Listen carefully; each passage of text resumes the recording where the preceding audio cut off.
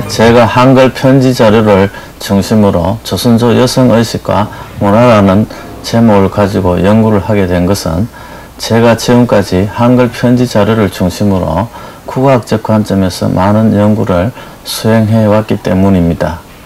특히 국어학적 연구를 수행하면서 한글 편지 자료들이 대개는 여성 화자들의 편지 자료이거나 또는 여성과 관련된 그런 편지 자료라는 측면에서 이 자료가 매우 중요한 의미를 갖게 됩니다.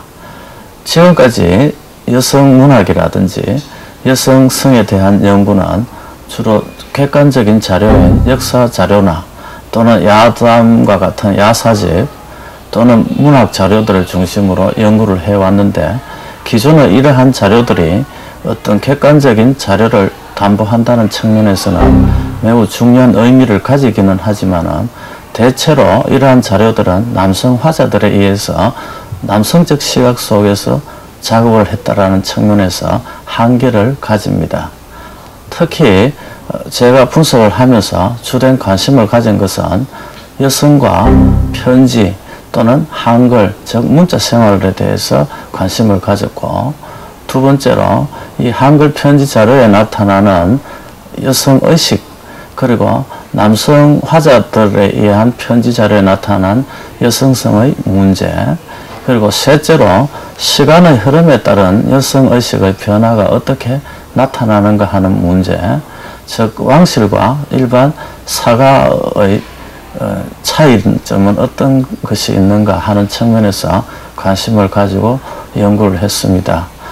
남성의 편지들 같은 경우에는 매우 짧고 실용적인 그런 목적하에서 이루어졌다면, 여성의 편지들은 물론 편지 자체가 서간문이면서 실용문이라는 그런 특징 때문에 실용성이 있기는 하지만 여성의식이 많이 반영되어 있고, 특히 여성과 여성 화자 사이의 편지가 길면서도 여성의식이 많이 반영되어 있다고 할 수 있습니다.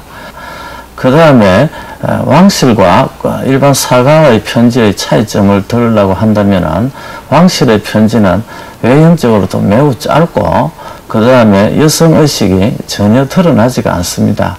아마도 이것은 조선 왕조 속에서 왕실이라는 특별한 그런 사회 때문의 문제로 보입니다. 이러한 시대적 흐름 속에서 다루어 본 결과 대체적으로 이 여성의식이 많이 등장한 것은 일반화하기는 매우 힘들는지는 모르겠지만 17세기 전까지 한글 편지 자료에서 그나마 많이 등장하고, 그 이후 자료에서는 여성의식에 대한 편지 자료가 잘 등장하지 않습니다.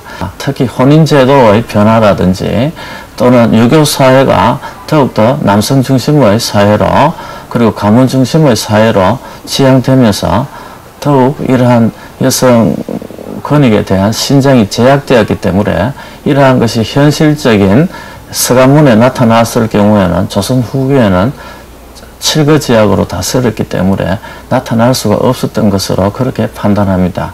그리고 이러한 것이 결과적으로 조선 후기에 분출할 수 있는 분출구가 없었기에 여성 문학과 또는 여성의식을 반영한 문학 작품들이 다수가 등장하는 그런 계기가 되었을 것으로 그렇게 추정합니다. 저는 제가 이번에 연구한 과제를 바탕으로 하여 이 분야를 좀 더 확대하고 정밀하게 해석하여 연구를 진행할 생각입니다. 제가 연구한 한글 편지 자료들은 기존의 다른 자료들과 달리 여성 화자 중심의 편지 자료들입니다.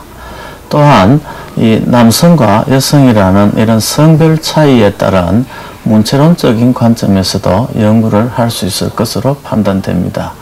따라서 저는 이러한 자료들을 바탕으로 문체론적 연구를 함으로써 국어사 연구, 나아가 여성사 연구에도 도움을 주고자 합니다.